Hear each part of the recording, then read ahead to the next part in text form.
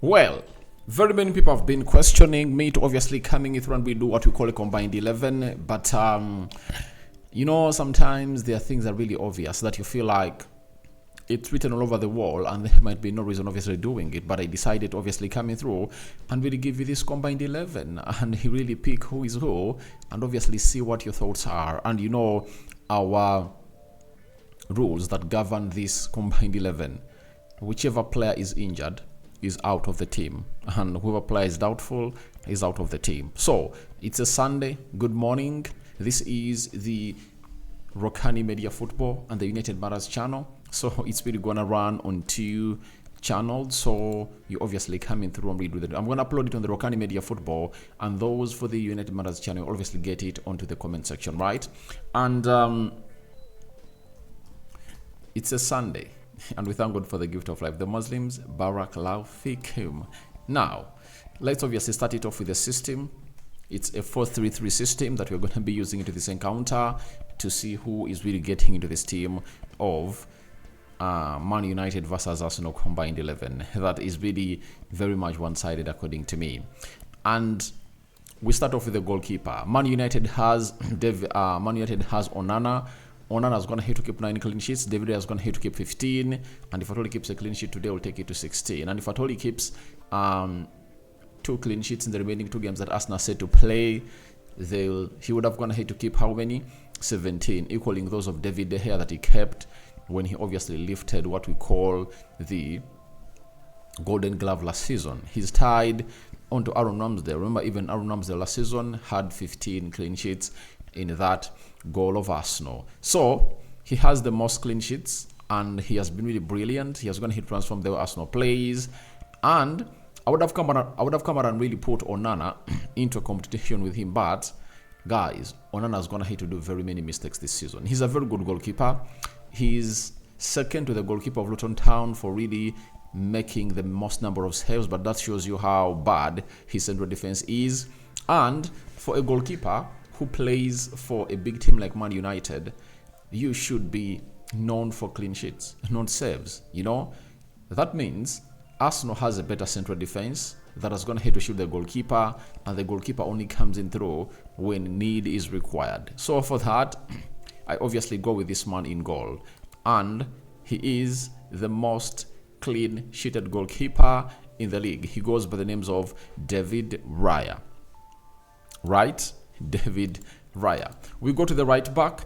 The right back position recently for Man United has going to be played by Aaron Wan-Bissaka in most of the times because they've been lacking loads and loads and loads of things in there for you. And I'm going to explain to you why I've gone ahead to obviously do it this way, and you all agree with me because the stats never really lie. But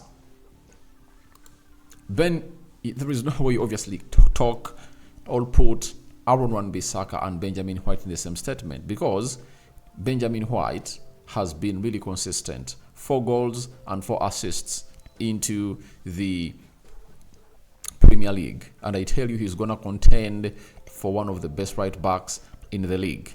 And on any day, him over Aaron Wan-Bissaka. If it was Dalot for me, I would have gone ahead to have a very huge argument there with Arsenal fans, because Dalot has 3 assists and 1 goal, but his performances are really huge. We go to the left back position. Tomiyasu has been the guy, then Kivio. So Arsenal's not going to hit to have a player that has going to hit obviously be into that position. And recently they've been flaunting one guy known as Tomiyasu,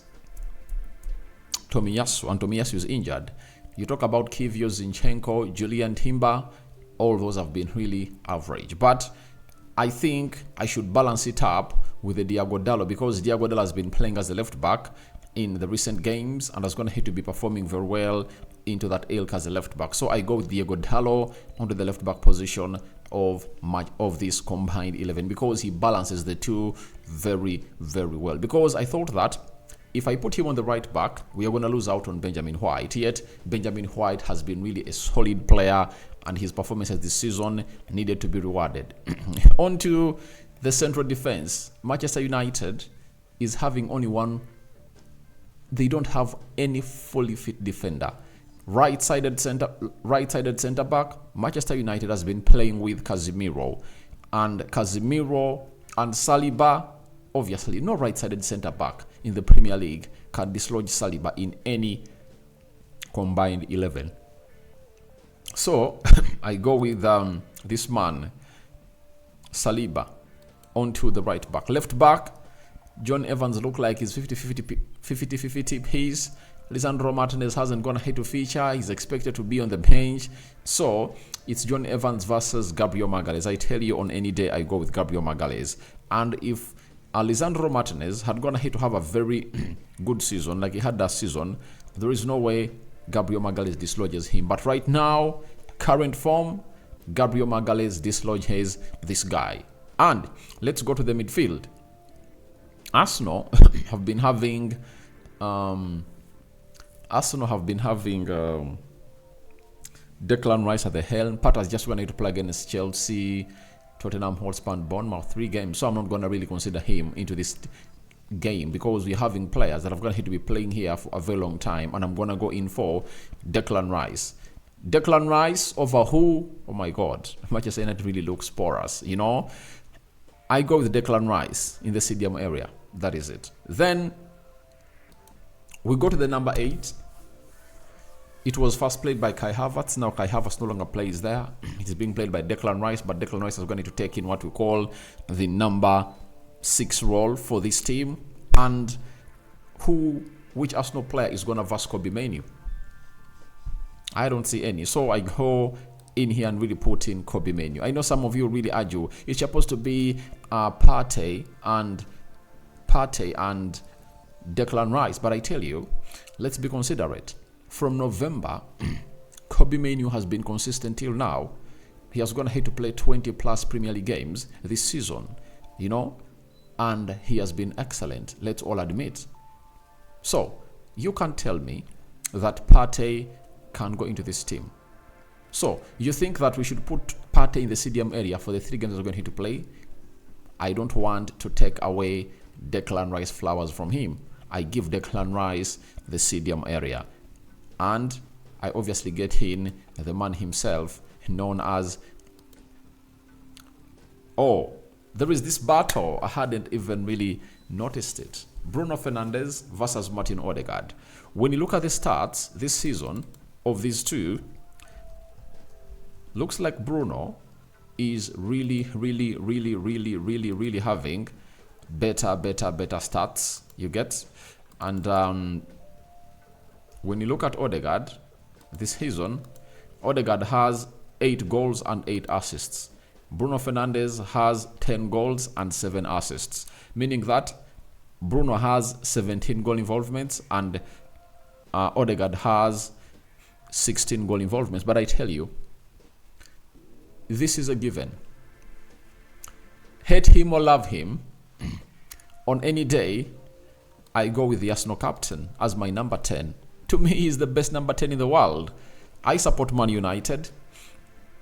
And I tell you, if you get Odegaard and you transfer him into that team of Man United, things will happen differently. Because United transits well from the final third of the pitch to the second third of the pitch, and they pass that ball to their number 10, Bruno Fernandes. He ends up messing it up.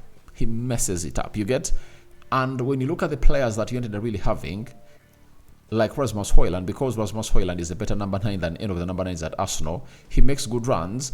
And for all the times they've gone ahead to play together, Bruno Fernandes has looked out for him just 4 times in the 18 yards box area of the opponents. And ask yourself, how many times has Odegaard looked out for Kai Havertz? Many.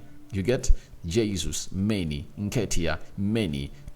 Even if you go to the wide forwards, Trossard, Martinelli, Saka, he has looked out for them up 10 times. So for me, I go with Martin Odegaard. For me, he's the best number 10 in the world. That is Martin Odegaard for you. We go to the right forward. United will flaunt Anthony or Garnacho, right? But when you look at the performances of Garnacho, I think he's the only guy who comes close, obviously competing with Bukayo Saka, because Saka, when you look at Bukayo Saka, he has gone ahead to score 16 goals and he has 11 assists this season. That is really huge. That is like 25, 26 goal involvements this season. When you go to Garnacho, right? Garnacho has gone ahead to play 33 games, 7 goals and 4 assists, 11 goal involvements this season. You can't really put any of the right forwards close to this guy. So Saka takes the nod.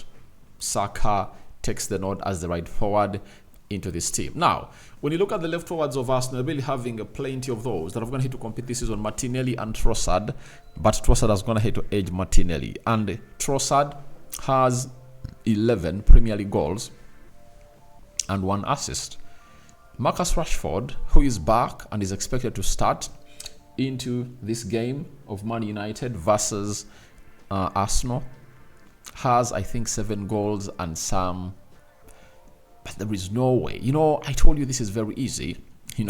Like taking water, because we all know the form in which these players of United are in. You get? So, Trossard or Marcus Rashford, because you cannot obviously talk about Martinelli in this equation. Martinelli has been worse like Marcus Rashford. So, they cancel themselves out and will stay with one player, that is Leandro Trossard. For me, he's a revelation to the side of Arsenal. He has gone ahead to do a lot of things. Though Mukalo Modric went ahead to fire yesterday, but I tell you, he's really doing great. Although I believe if at all Arsenal had gone ahead to bring in Mukalo Modric, he would have gone ahead to be performing better, because at Chelsea, he went into a sinking ship, and at Arsenal, it's a stable ship. He would have gone ahead to perform very well. I tell you, if Mukalo Modric was at Arsenal, he would have gone ahead to outperform this guy, because he can do everything that Trossard does and he can do everything that Martinelli does. So in Mukalo Modric, you're having a Trossard and you're having a Martinelli. So that is Trossard from him going that side. When we reach at the center forward, Jesus, Nketiah, and Kai Havertz, right? That's where the argument is. Then at Man United, you'll talk about only one player, and that is none other than Rasmus Højlund, right? When you look at Rasmus Højlund, 8 Premier League goals this season with 2 assists, 10 goal involvements. Kai Havertz, 12 goals in the Premier League and 6 assists, 18 goal involvements. There can be a very huge argument if at all we can really settle it up here, if at all we want to spark it off. But I tell you, Rasmus Højlund is a work in process, and I tell you, he has been really backheld by the selfish forwards of Man United, with Bruno Fernandes inclusive.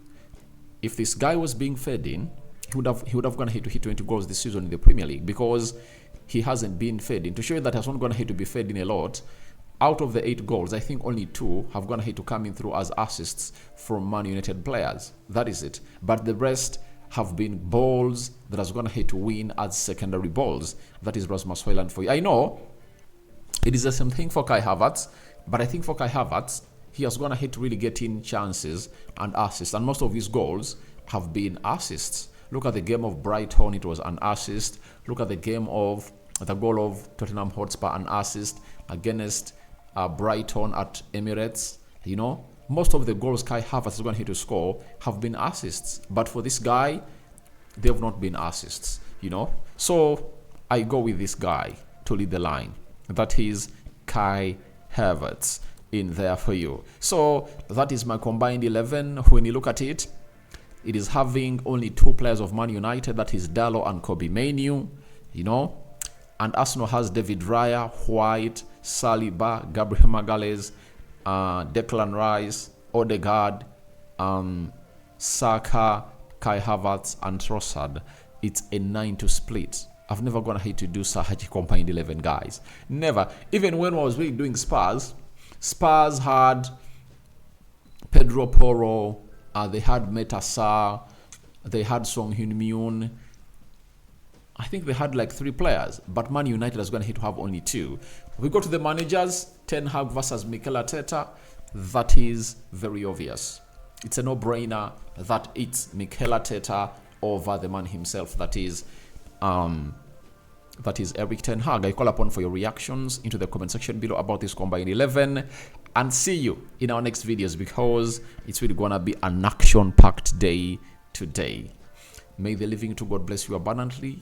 Those that are going to church, it's nice having you there, and let's continue to pray to the Lord to obviously open up our barriers. For Muslims, may Allah protect you abundantly, and pray to Allah to open your barriers. Barakallahu fikum. Ciao, ciao.